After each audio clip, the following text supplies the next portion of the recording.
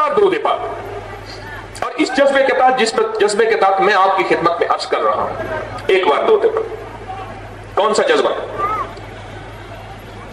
کہ اللہ میں ایک دفعہ درود پاک پڑھوں گا، اور ایک دفعہ درود پاک پڑھنے پہ 10 رحمتیں میرے اوپر آ گئیں، میرے مدینے والے کا فرمان ہے، ختم۔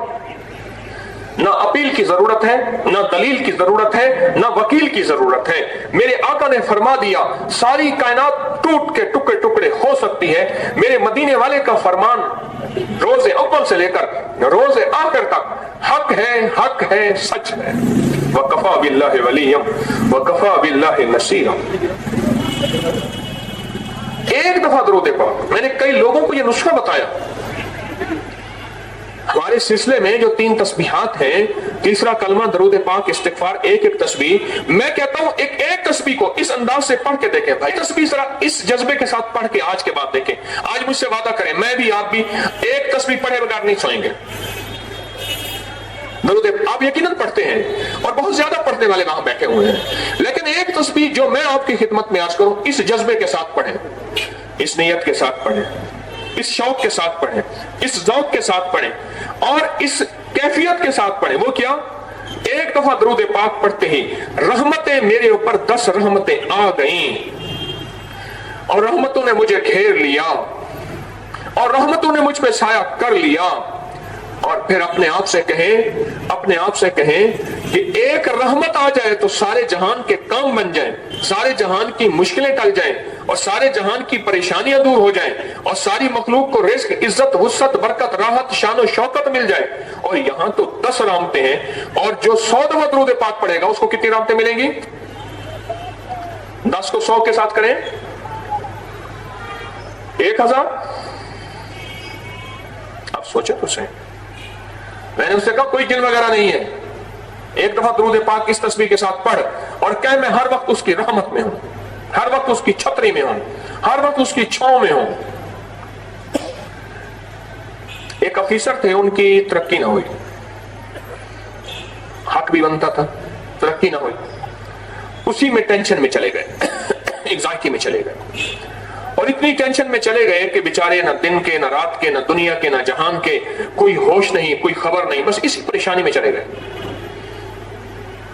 میں ہر کسی کو ایک وظیفہ نہیں بتاتا، میں کسی کو کیا دیتا ہوں، کسی کو کیا دیتا ہوں۔ ڈاکٹر کیا کسی کو سب کو ایک ہی دوائی دیتا ہے؟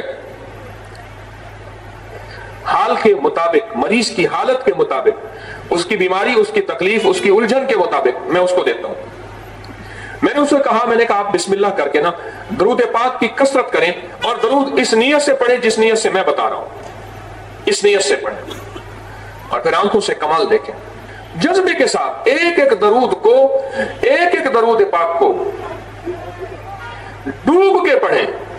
ایک ہے 5 منٹ میں ایک تسبیح ختم کریں، ایک ہے 20 منٹ میں 100 دفعہ پڑھیں، اس میں بڑا فرق ہے۔ ہر درود پاک کو اس نیت کے ساتھ پڑھیں کہ اس کا اثر میرے اوپر پڑ رہا، اور رحمتیں آ رہی، رحمت آئے گی، بیماری ٹل جائے گی، رحمت آئے گی، معدے کا نظام خراب ہے تو ٹھیک ہو جائے گا، جگر کا نظام خراب ہے تو ٹھیک ہو جائے گا۔ آخر کیوں؟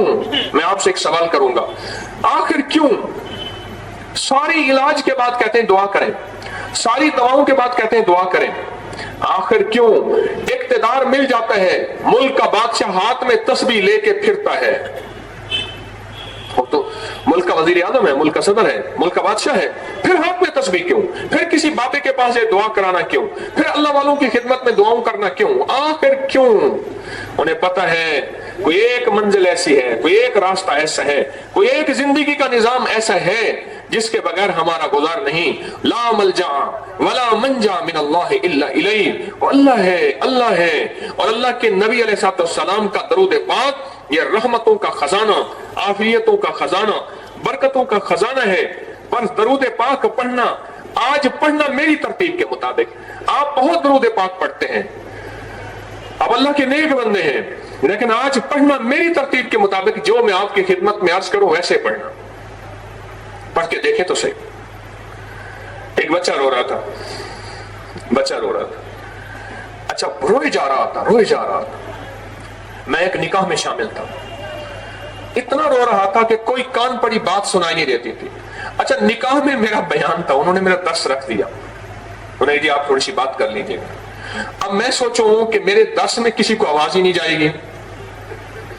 اب یہ بچہ رو رہا, اصل میں ماں کی طرف رو رہا تھا, مخلوط مجمع نہیں تھا, یعنی خواتین کا علیحدہ تھا, مردوں کا علیحدہ تھا. ماں نے جو ہے باپ کے پاس بھیج دیا. اب باپ کے پاس وہ روئے.